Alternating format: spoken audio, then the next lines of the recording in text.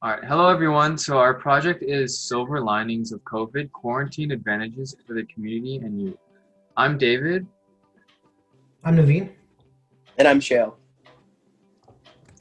So the thesis for our project is that in order to effectively serve the community, one must have a full understanding of the people they wish to serve. So it is of utmost importance to explore and share the experiences of interviewees to better understand the adversity that the average local has experienced. So just a general overview slash preview of our slides is that we're going to start with a section of project proposal. In that section, we're going to talk about our justification and explanation of our project. And then we'll get into our brainstorming process, and we'll also add some interview highlights. In the community service organization section, we're going to talk about the history and significance of the organization. And then we'll get into school clubs and student-run groups. In the group development section, we're going to talk about group dynamics and processes. And finally, we'll do a conclusion where we have a restatement of thesis and a summary. So project proposal and planning. So our definition of service learning is that service learning is an education process in which students serve the community and reflect on their volunteer experiences in the pursuit of becoming a more productive member of service-driven organizations. And also, service learning is an educational experience through which community service is integrated into the learning process for the betterment of students and communities through productive service and self-reflection.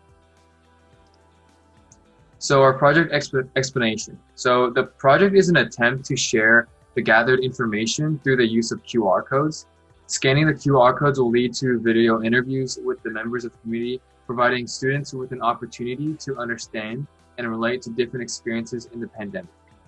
The idea is to provide a resource for struggling community members to listen to relatable stories and see suggestions to improve quarantine life.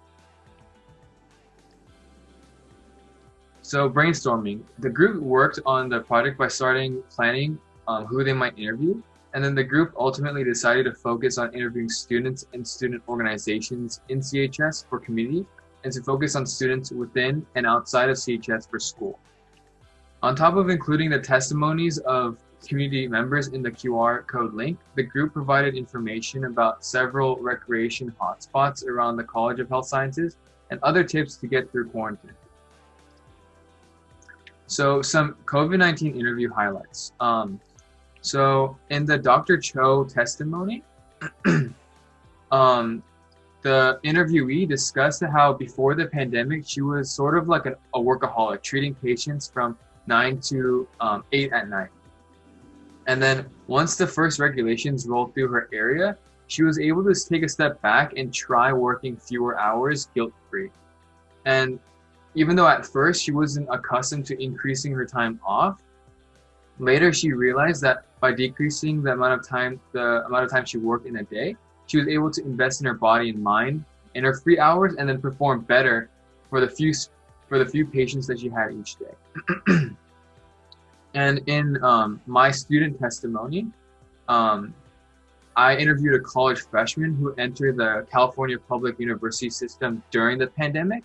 So he kind of offered a unique perspective because COVID took away much of what a young adult would consider pivotal to development, which is like graduation and in-person orientation, social life as a freshman in college.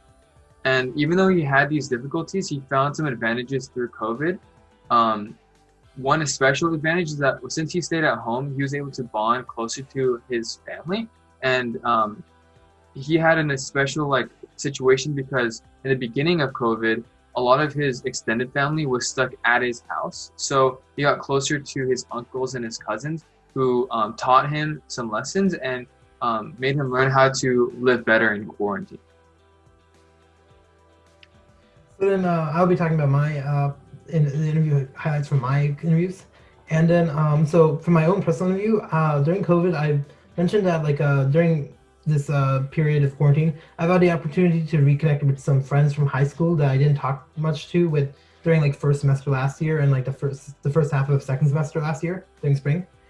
And that way, COVID benefited me by allowing me a chance to talk with and interact with people that I honestly didn't have much time to talk with so much when I was attending school in person last year. In addition, I've also had more control over my school schedule while studying from home. So in my student testimony, the student doesn't want his name divulged, but he was my friend from high school who now attends UC Santa Cruz. He told me that he felt COVID really was a more or less positive influence, and that he gets a chance to like sleep in a bit more because he doesn't have to worry about commuting, which he does from home. And in addition, he also doesn't sometimes like his classes are always like later in the day. So before he used to wake up earlier just to work on homework or something earlier, but because of his classes being online, he knows like his schedule ahead of time, so he's been able to get some work done earlier before they're like due, like before they're the day that they're supposed to be assigned. So it's helped him greatly. In addition, in my community testimony, it was mentioned that while COVID has helped in terms of time management, it also has benefited in like providing the student who attends our university with like the opportunity to interact more with like friends in the university itself in general, because since we're always online and everyone's online all the time, we get to talk more through there. And yes, and then other than that, I'd also like to mention that aside from time management and just like friendship, like that sort of thing, there's also family. So like as I also mentioned in my personal testimony, I live at home, so because of that, I get the opportunity to interact with my family more often than I did during first semester last year. So in many ways, it's benefited me. California North State as a university is committed to service outreach organizations. This is evident through our many outreach and volunteering programs. This includes the many food banks we are a part of, the schools we go to, and the volunteer programs that we organize. Starting next semester, the students in this class will be able to participate in the volunteering and outreach as well. Next slide, please. California North State University's mission is to advance the art and science of healthcare. The best way to review the mission statement is to review what the students within the campus have to say about it. Next slide, please. I figured the best way to do this would be to have direct interviews with students in different facets of the university. To do this, I interviewed a transfer student, a 2+4 BSMD student, a 3+4 BSMD student, and finally a 4+4 BSMD student. The transfer student I interviewed was Angie Verma. She talked about how she has had a great experience at CNU. She loves going to the school events and loves participating in the programs that the school hosts. Next, I interviewed a 2+4 student. For this, I picked Kailash Madula. He says that the 2+4 program feels special. I then interviewed the 3+4 student named Alicia Mehta. She appreciates the 3+4 program as it cuts a whole year off the normal time while still leaving a manageable amount of work. For the 4+4 program, I interviewed myself. I firmly believe that this program enables individuals to learn the material at a deeper level as we are given the time to do so. Next slide, please. California North State students are very much so committed to serving the community. This is very evident in our first sorority and fraternity. At SOAR, we work to serve the disadvantaged communities in Sacramento County. We do this by giving the youth opportunities to help grow. At SHE, they are dedicated to service work in their local community while empowering female leadership. Next slide, please. The community service leadership is also shown in our student-run clubs. At the FSA, members of this club have the opportunity to network with surgeons in the area while being involved with the city's seminar and speakers, all while serving the community. The Punjabi Club has just had their first service event where they collected nearly 600 cans for a food drive. Next slide, please. The core values of the California North State lifestyle are we care. At California North State, they work as a team. They embrace diversity in workplace excellence. They care about the students, the staff, the faculty, and everyone in the profession. They advance our university's goals and our disciplines. They respond to challenges that may impede the mission. And finally, they enhance community partnership. Next slide, please. CNU's family-like culture enables individual students to see each other as family. This family and group effort helps us overcome any obstacles that we could possibly face because we do them together. Through the help of our peers, our clubs, and our CNU administration, we will all work towards our goals of being future physicians, psychologists, pharmacists, healthcare administration, and more. Okay, so I will be talking about our group's development and evaluation. And the first thing I would like to talk about is group dynamics. So most of our group members knew each other, but not too well. In that we either had perhaps some we didn't interact often because of not two schedules that were too different, or because we just didn't talk too often. Initially, we were a group of 3 second-year students and 1 freshman, but then we only became 3 second-year students due to unforeseen circumstances. So the biggest challenge that we had was completing work and making plans while working around each other's schedules, because not everyone has the same schedule, of course.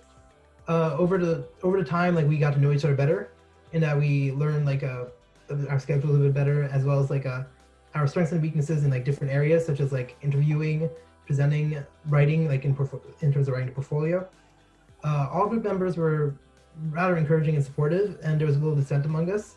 And any criticism that was given was taken pretty fairly, pretty constructive. Next slide. Then our group processes. So we had roles in that we divided the tasks of the group minutes and QR codes. Originally, we had it split 2 to 2. So some of us would be working on group minutes. 2 of us, that would be David and me, and then Shale and Jeanette would work on QR codes. Now it's just Shale who is given the QR codes role. Then we divided sections of the portfolio for everyone. And then after that, we also did some brainstorming, which was mentioned earlier. We brainstormed how to define a community and school and who to interview. And we listed off ideas based on relevance to terms, to the college, to the pandemic, and the feasibility of actually performing that idea. Using these criteria, we narrowed down our definitions down to community being CHS itself and anyone within CHS, and school being any student in general within like any school community that is dealing with the pandemic, which includes students outside of CHS. For conflicts and decision making, we did have a few conflicts, but most of our decisions were unanimous.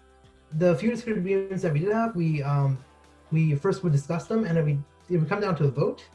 It was an effective method for us to vote and like after discussing, because most of the voting results were taken constructively after discussing and like showing our reasoning behind why we thought what we did. But overall, we still have very little dissent, so we were we got along pretty well in this group. And our references, and that's our presentation. Thank you. Thank you, everyone. Thank you.